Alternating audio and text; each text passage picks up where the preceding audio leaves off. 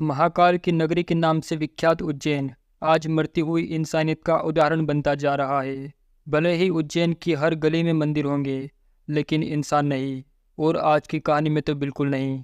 दोस्तों, ये कहानी है 15 साल की एक लाचार बच्ची की, जिसे न अपने घर का पता मालूम था, ना ही उसे ये मालूम था कि वो किस हालत में है और कहाँ है।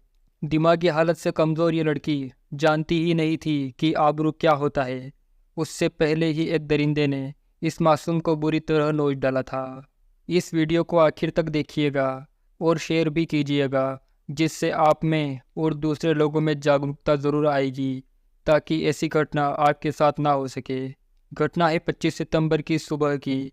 महाकाल नगरी उज्जैन की एक कॉलोनी सावरा खेड़ी सिंहस्थ। एक लड़की नंगे पैर, खून से लथपथ, अर्धनग्न हालत में एक के बाद एक घर के बाहर लोगों से मदद मांग रही है, लेकिन सभी लोग उसे भगा देते हैं। कोई उसकी मदद करने को तैयार नहीं होता। ऐसे ही मदद की गुहार लगाते हुए वो करीब 9:30 बजे तक एक आश्रम के बाहर पहुंच जाती है। उसकी हालत इतनी खराब हो जाती है कि लगभग बेहोशी की हालत में वो गिर पड़ती है। आश्रम में रहने वाले एक पंडित राहुल शर्मा इस लड़की के लिए एक फरिश्ता बनकर आते हैं। वो लड़की को देखकर ही समझ जाते हैं कि इसके साथ कुछ गलत हुआ है और इसे मदद की ज़रूरत है। सबसे पहले वो अपने वस्त्र से उस लड़की का तन ढकते हैं और पानी देते हैं। वो पूछते हैं कि तुम कौन हो और तुम्हें इतनी चोट कैसे लगी। इस पर उस लड़की की तरफ से जवाब तो आता है, लेकिन राहुल शर्मा उस लड़की की भाषा समझ नहीं पाते। कुछ और देर मशक्क़त करने के बाद आखिरकार वो 100 नंबर डायल करके मदद मांगते हैं। उन्हें महाकाल पुलिस स्टेशन का नंबर दिया जाता है। इसके बाद Rahul Sharma police station call करके लड़की के बारे में बताते हैं। पुलिस को आने में करीब 20 मिनट का समय लगता है। तब तक राहुल शर्मा बच्चे को खाना और पीना दे चुके थे। पुलिस भी लड़की से पूछताछ शुरू कर देती है, लेकिन उसकी गंभीर चोटें उससे कम्युनिकेट करने में बाधा बन रही थी। उसे पहले हॉस्पिटल ले जाया जाता है, लेकिन डॉक्टर उसका फर्स्ट एड करके उसे इंदौर रेफ़र कर देते हैं, क्योंकि लड़की की हालत बहुत ही गंभीर थी। रेफ़र करने से पहले लड़की से कुछ पूछताछ कर ली गई थी, लेकिन लड़की की भाषा उज्जैन और इसके आसपास के इलाकों की नहीं लग रही थी। शुरुआत में पुलिस ने सोचा कि लड़की शायद उत्तर प्रदेश के प्रयागराज की हो सकती है। खैर, ब्लीडिंग ज़्यादा होने के कारण रेफ़र तो कर दिया गया था, लेकिन एफआईआर में कुछ खास नहीं लिखा गया था। पुलिस की पहली एफआईआर के हिसाब से दिमागी रूप से कमज़ोर और भीख मांगकर अपना गुजारा करने वाली कोई लड़की थी, जो कि गिरने या किसी अज्ञात कारण के चलते जख्मी हो गई होगी। दूसरी तरफ लड़की की हालत में सुधार होने लगता है। लड़की से फिर से बयान लिया जाता है। लड़की इस बार थोड़ी ही सही, लेकिन समझ आने जैसी भाषा बोल पा रही थी। लड़की तो बहुत कुछ बताना चाह रही थी, लेकिन पुलिस को केवल इतना ही समझ आता है कि वो किसी रेलवे स्टेशन की बात कर रही है, और साथ ही वो ऑटो और मारने पीटने की बात भी कर रही है। पुलिस के लिए ये दोनों चीज़ें ही काफ़ी थी। तुरंत एक एसआईटी का गठन किया जाता है। रेलवे स्टेशन के आसपास की दुकानों और ऑटो वालों से पूछताछ शुरू कर दी जाती है। दूसरी टीम सीसीटीवी कैमरे को एनालाइज करने में लग जाती है। टेक्निकल टीम के हाथ एक बड़ी कामयाबी लगती है।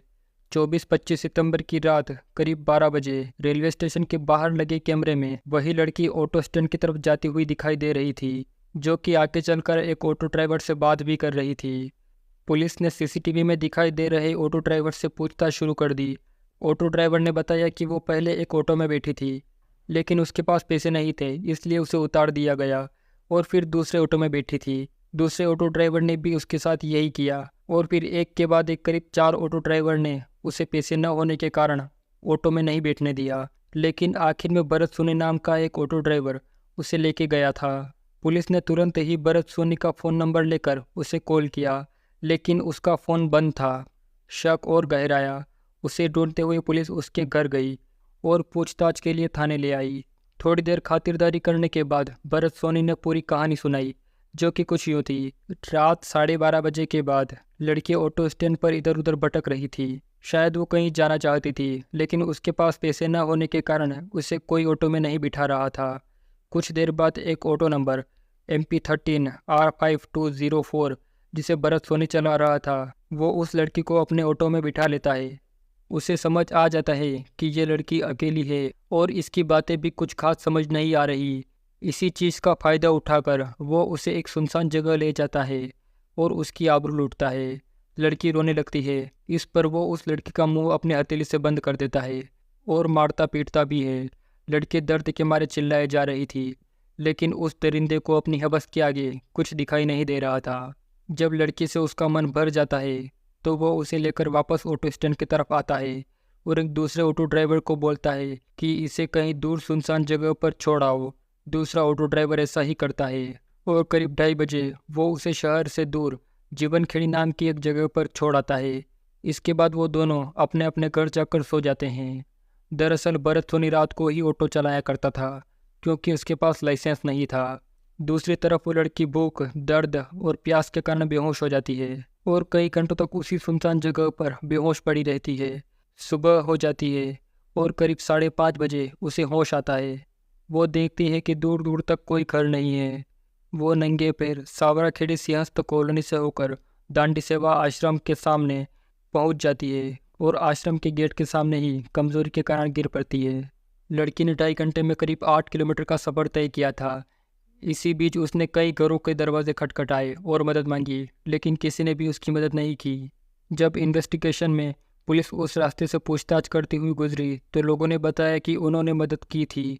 वैसे लड़की के पास कुछ कैश भी मिला था, लेकिन जो मदद उसे चाहिए थी वो राहुल शर्मा ने ही की।